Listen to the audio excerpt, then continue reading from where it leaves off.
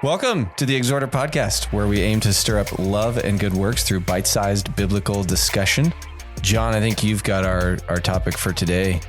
So what is our topic? I think Nate just figured out that if he runs in and says the intro, he doesn't have to do the outro. So well, yeah. I always mess that up. Well, we all always mess that up. Thanks, Nate. Hey, and welcome back to season 3 of the Exhorter podcast. I want to go with something foundational for us Christians, and that is a church membership. But before we get into membership, and the real question is, why do we quote place membership? As people say. First, a word from our sponsor. First word from our sponsors. No, we don't have any sponsors. We have a sponsor? No, I wish one day. Hey, if you would like to be a sponsor for the Exhorter podcast, just like send your check to. Send your checks to what's my address? No. Yeah. First, I'd like to ask you guys a few questions. So, one, how many churches have you been members of? I don't place membership. I don't. This is for you.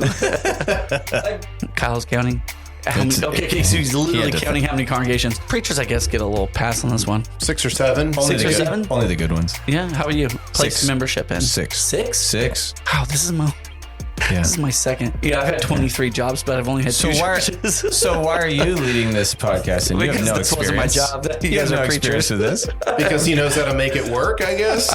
Yeah, literally, I've never been ran out of a church. So there you go. Congratulations. Kyle's Your grandpa was. Yeah, we're not talking about that. Poor grandpa. By your grandpa, right? Rest his soul. Yeah. Great grandpa. Oh, okay. Okay, so have they all been Church of Christ? Yeah. Yeah? Have they all been? That's the name on the side of the building. Is this a trick question on denominationalism? No. I'm just curious because that would be a question if you are a listener out here, I'd love to hear from you guys. How many churches you've been to? Were they all churches of Christ? Some people come from other churches. Some people don't. I don't raised know. in. So I don't know if they all still had their lampstand, but okay. Well, there you go.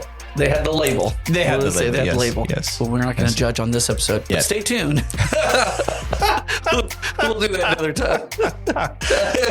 Where are we going? Where's our lampstand? That was pretty sarcastic. That's another episode. Why do you think this topic, the idea of placing membership, why do you think it's important? Just kind of curious from you guys. Is it important? I guess I can ask that. Well, much of our identity is centered around what church. I mean, the reality is we should be disciples of Christ. And that should be our first and foremost connection. And when we're saved, to be clear, we're saved by Jesus, and we aren't saved by or through a church, but we are added to his church. So that's the reality of it, biblically speaking, but culturally speaking, so much of our religious identity is wrapped up in what church we go to. Yeah. What church do you go to? Well, let me tell you about my church. And so I think culturally it becomes very relevant because that's how we identify our faith is largely by the congregation we're associated with. Yeah, and we can get into the nuances of that as far as church, the building, the people, Do you think it's important, Nate? If not, this would be a really great episode to have that kind of back and forth. Yeah, no. So where? Oh, you want me to take the other side? I just want you to take the other side. I think it is not very important. No, I was just thinking, like in the first century church, like did they have 4 different congregations in a town, or was it like they had one church in a town, or one congregation in a town, or did they meet in each other's houses? Like, well, I'd imagine that not being able to travel, especially in a big city. Not being able to travel very far in a given day, here it's like we got people that'll drive 40 miles down from the mountains from way out there. Yeah. And people from all over town and even just like a 10-mile journey. Could you think about trying to do that on foot on a Sunday? It'd be a long day. And so I could imagine in some of these ancient cities, especially the bigger ones, there are probably quite a few small congregations sprinkled throughout, and they probably all knew each other, and there are probably preachers that would travel through and kind of share news with some of these churches. So I imagine they had some connection to each other, but not quite the same way we do because of our ease of travel. Yeah. So I think it would be important, like as if I were an elder, I would probably want to know who the quote members of, my congregation were, like, because they're responsible for overseeing our souls. Right. So, if I'm bouncing around between 5 or 6 different churches all the time and I haven't placed membership anywhere, what elders are going to be looking after me? Piggybacking off an earlier comment, I think a really good example that escaped me in the moment, but biblically would be Epaphras. He seems to be the one that first taught the gospel to the Christians in Colossae. And towards the end of that letter that Paul wrote to the church in Colossae, he says, Epaphras, who is one of you, a bondservant of Christ Jesus, greets you always, laboring fervently for you in prayers that you may stand perfect, complete, in all the will of God. For I bear him witness that he has a great zeal for you and those who are in Laodicea and those in Hierapolis. So it seems like that those churches were neighboring, and there was this expectation that when they received this letter, they would share it with those in Laodicea, the neighboring town. So it does seem like these early churches had some connections to each other, though there was probably, because of distance, a lot of separation too. Yeah. Well, they were distinct, right? You know, the church in Laodicea, the church in Antioch, the church in Jerusalem, like they were totally distinct. And we have letters to the churches in Galatia, so we know there was more. My whole second page of notes was on Epaphras. So, okay. It's Epaphras. I'm joking. I always called it Epaphras. Epaphras? Yeah. I'm just messing with Kyle. Oh, okay. Do we think membership is declining? If you look at the whole of Christianity, in the West Coast, it is. West Coast. Well, in general, any of our audience out there in Tennessee, I'm looking at you. Do we think in general membership is a top 5 issue of churches? The numbers either declining or gaining is an issue? You know, I haven't done a lot of like specific research, but it certainly seems like more people are trending away from Christianity and religion in general in the recent past. I did look up some stats, and it basically since the 90s to now, it's. But like I said, I haven't looked that up. What were you going to say, Kyle? I do wonder, though, how much of this is just narrative driven, because you hear a lot of anti-religious people on various medias, but when you actually go out there and start talking to people, which we're afraid to do, but when you go and talk to people about religion, God, the Bible, church, there's a lot of people still interested. And so if our numbers are declining, that's our wake-up call to go out and start talking to people about the Bible. Yeah. You're going to get some doors slammed in your face. You might even have the occasional weird person spit at you, but you're going to find people. I guarantee you're going to find people that are actually longing for some sort of fellowship and connection with other human beings. And I think COVID kind of starved that out of us and made a lot of people realize, I don't want to be alone all the time. I asked that because in California out here, we know, it doesn't go too long before you hear of a congregation either aging out or the rent being too high and then them having to close. And so that makes other congregations kind of swell, not necessarily grow. And so you then it's hard to determine whether or not membership is growing or if it's just shifting from one congregation to another. It's kind of hard to tell, but I think it feels to me like membership is a big deal in the sense that we do need to grow the church. I mean, it's an evangelistic perspective that we should be growing. We should be gaining some steam. Plugging one of our earlier episodes, we can talk about a locus of control here. Is it internal or external? We can sit around and bemoan the fact that our numbers are shrinking and everyone's pulling up anchor, it seems like, and moving to greener pastures in Texas, Florida, or Kentucky or Tennessee, just to randomly name a couple that I have no specific people I'm thinking of in those states. And we can just complain about it, how bad it is and how our numbers are dwindling, or we can say, what can I do about this? And I try not to get too hung up on congregations closing doors and what does this mean? And I just try not to get too focused on that and just realize that maybe in one part of the world, things are going one way, but another part that I don't see, maybe churches are growing so fast that they have to keep expanding or moving or relocating. And when I try to think from a kingdom perspective, God's kingdom it's fine. Right. So something that keeps coming to my mind is like a history teacher, right? I'm thinking about, just general population demographics. What has happened to the population of California over the past 5 years? It has shrunk. Like people are moving out of the state. So is that going to affect membership? Yeah, it's totally going to affect membership. So but is it because of anything other than socioeconomical issues? That type of thing. Are we losing people, or are they just shifting? Like Kyle said, universally, are they just going somewhere else? Well, I don't want to get too far down any other rabbit hole other than, the question is, why do we place membership? And once again, before we get that direction, I still do you know of anyone, or have you heard of people having arguments against actually placing membership? Yeah. A lot of what I've experienced are by people that were burned by some bad experience at a church, and now they think, and there is some truth, there is a kernel of truth to the idea of my faith is just, it's between me and my God. And there is an element of truth to that thought. And I find it interesting, this duality, like in the scriptures, that I know the ultimate judgment is going to be me before God, and I will give an account for my choices, my decisions, my actions. Yet I can also see the language that Nate hinted at earlier from Revelation chapter 2 and 3 about the lampstand. It's like he's judging the whole congregation collectively. Now, I know I'm not saved just because I go to a sound church, or I'm not necessarily lost just because I go to a church that is delving into false teaching and I'm trying to resist it. Ultimately, I'll be my faith is what will determine my salvation. Did I put my faith in Jesus and listen to him or not? But there is a collective sense too that I am part of a body, to use the metaphor from the scriptures.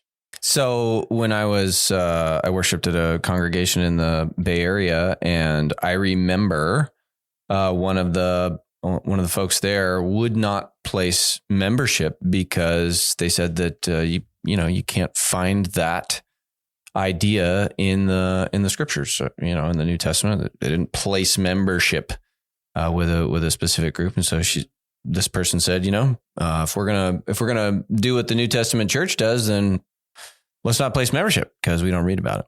Yeah, and I think that these kinds of conversations and situations come up all the time where someone's looking for certain vernacular, certain words in the Bible, versus looking at principles or inferring from context what was done at that point. Yeah. And a lot of the words change over time. I mean, you're not going to find membership necessarily in the Bible, but as we continue through this episode, I think you're definitely going to infer that was the case, that they knew, whether it was they said or not, they all knew who was a member of that congregation. Yeah. That's a great point about words changing over time, and just even in the way that we use them, because the word church, ecclesia in the Greek, it can refer to a political body, it can refer to a religious body, it can refer to the church as a whole, like universally, like all of the Christians, versus the church in a specific place. So So I've been hurt by a church in the past, and some people just don't believe in organized religion, right? And obviously we've heard excuses, and like you said, maybe some valid, maybe some invalid, but sure. I don't think just not seeing the word in the Bible doesn't mean the idea it wasn't there. Sure. Yeah. Sure. Well, and if I'm going to be a stickler, a member of a church is mixing some metaphors up because you're a member of a body. Two scriptures that come to my mind when I've talked to people with the same question, you get the lone wolves. I just don't want to be part of a church. I don't want to be locked down. I don't think it's scriptural, whatever. I like to ask people, what was Saul of Tarsus? We think of him as Paul the Apostle, but what was he trying to do? What was his goal here in Acts chapter 9 and verse 26? After his conversion, Saul had come to Jerusalem. He tried to join the disciples, but they were all afraid of him. What was he trying to do by joining them? What does that mean? And can you imagine how awkward that must have been? So I like to point that out, is joining them was so important to Saul that, I mean, if I'm in that position, I'd probably say that's the last place I want to go because they all hate me there. But he said, no, I want to be a part of this group. I want some sort of. That's a good point for those, just those people who've had bad experiences at somewhere. Just, are you letting the bad experience or relationship with that brother stop you from, assembling? And in those areas, I think you're right. If you didn't assemble with the nearest, you might not assemble because it could have been days walk, you wouldn't be there by the. And while I agree that your faith has to be the foundation, I mean, your personal faith has to be the foundation of what you believe in and how you live every day. I agree with that. And I think my ultimate salvation is determined upon my relationship as an individual with my God through the redemptive work of Jesus. So I agree with that. but there are too many one another verses in the Bible. I did a whole sermon once where I did a word search and shared every single example of one another. My favorite one of all those is from Hebrews chapter 3, but exhort one another daily while it is still called today, lest any of you be hardened through the deceitfulness of sin. It's kind of hard to be exhorted. It's kind of hard to be encouraged when you're by yourself or not part of a group. Yeah. So we mentioned a few different terms here between all of us.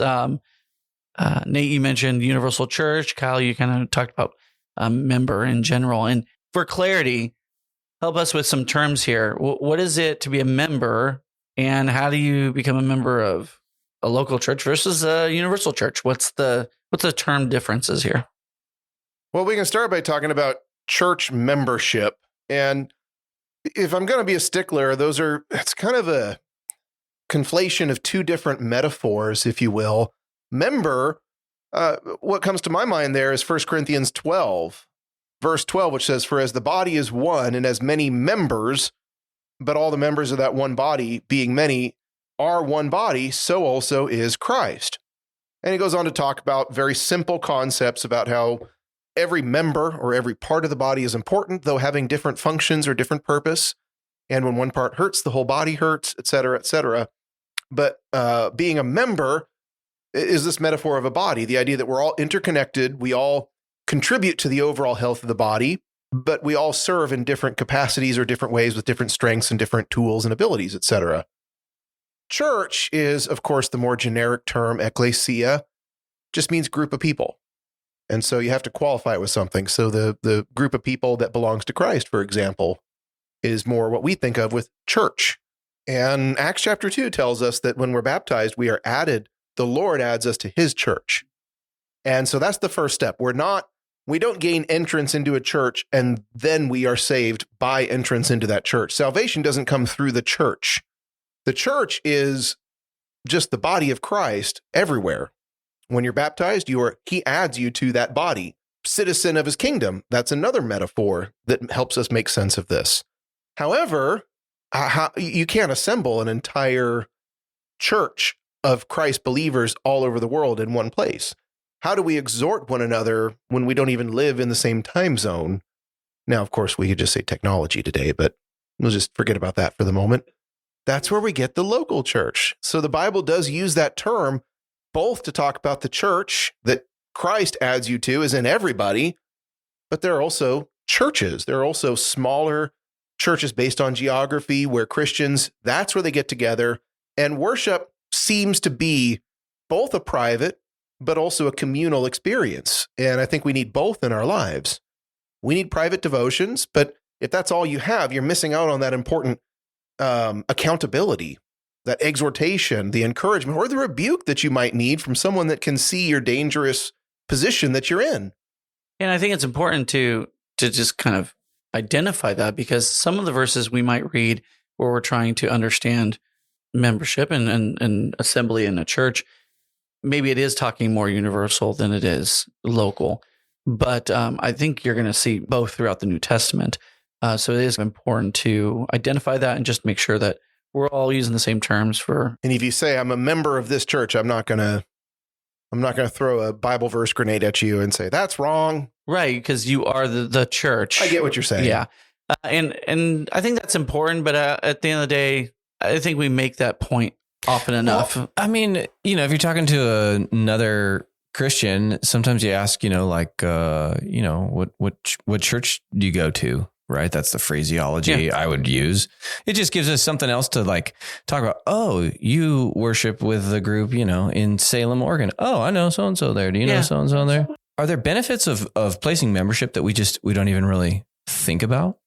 Like for instance, doesn't that send a message to everybody in the congregation if we place membership there without me having to go up to each individual one of them and say, hey, I want to be a member here. You spoke to the elders and you guys talked and you wanted to place membership here. I trust our elders.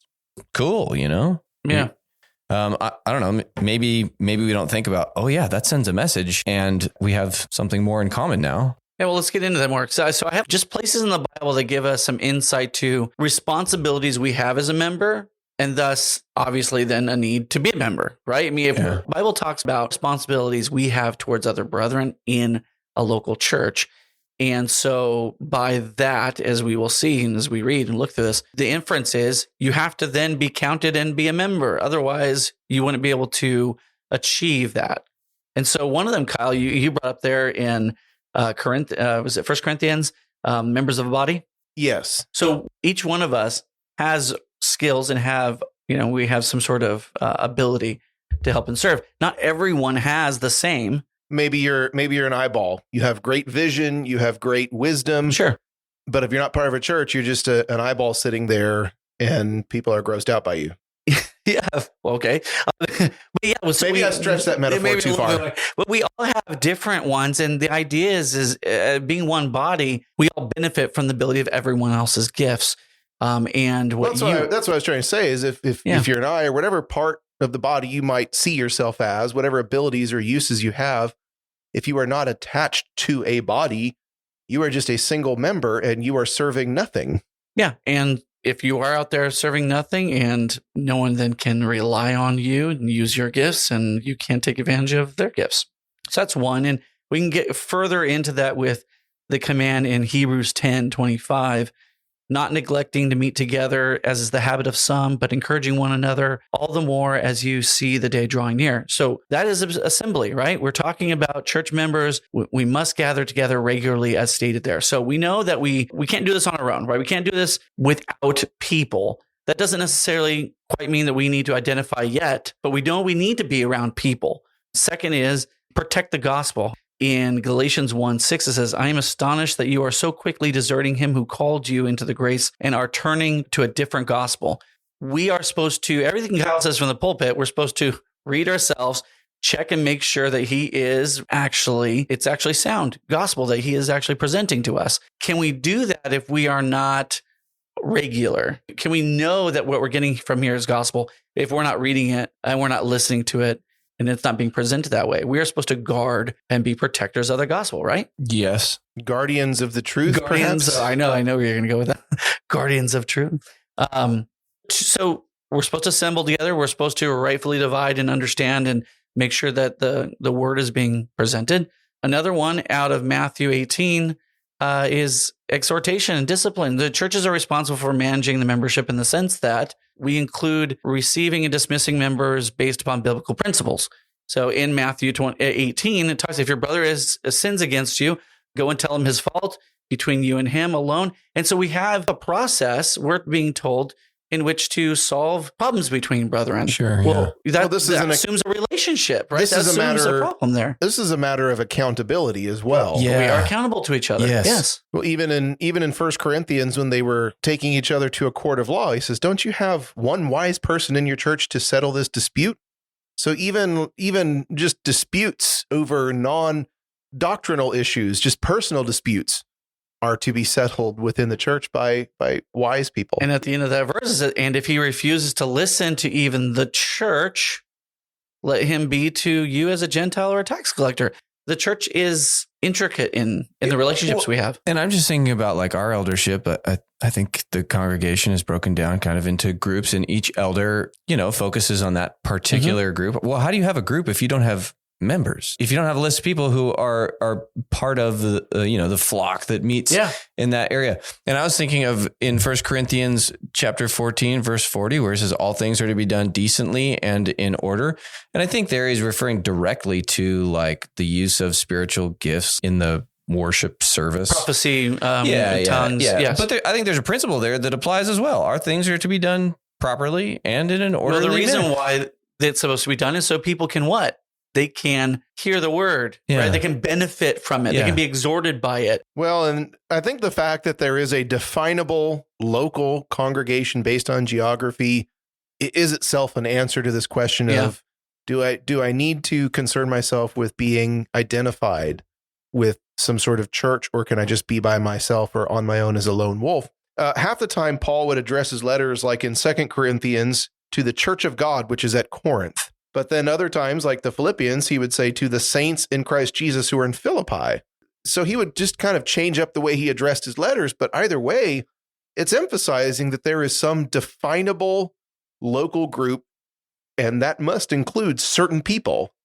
Yeah. And how do you know you're a part of that group or not?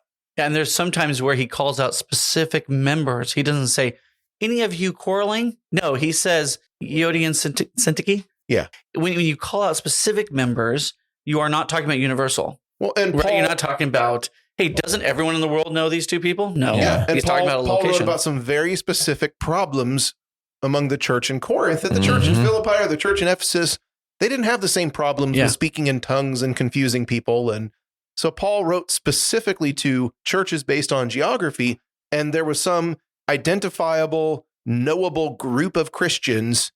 And that to me is the heart of it, is how do you know you're part of that church in Corinth? Well, if you go there and like Paul did in Jerusalem, I want to join with these Christians here. Yeah.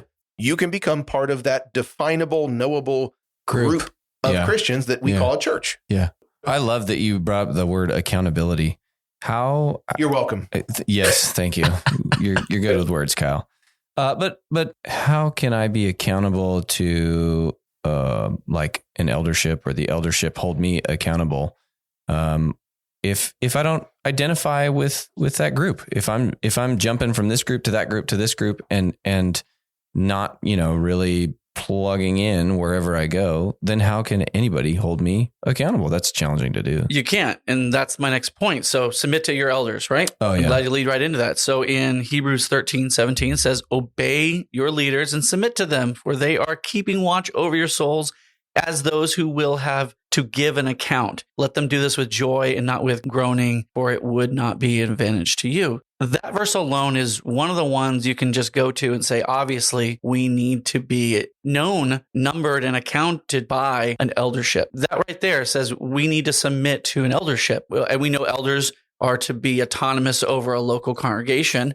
So you can infer that we need to be a member of a local congregation. That one alone right there, just the relationship with elders, relationship with submission there. I think that's maybe all you need for this topic. We do that because we're told to, but it's also a courtesy in the sense of they're going to be watching out for us, and they're going to be held accountable for that. Yeah. It's a necessary relationship to have with them, that they know we're under their authority, and we are placing ourselves under their authority so they can watch out for us. And they had to have these conversations, don't you think? Like in the first century, hey, I'm so-and-so from such and such, and I'm going to be here for the next year.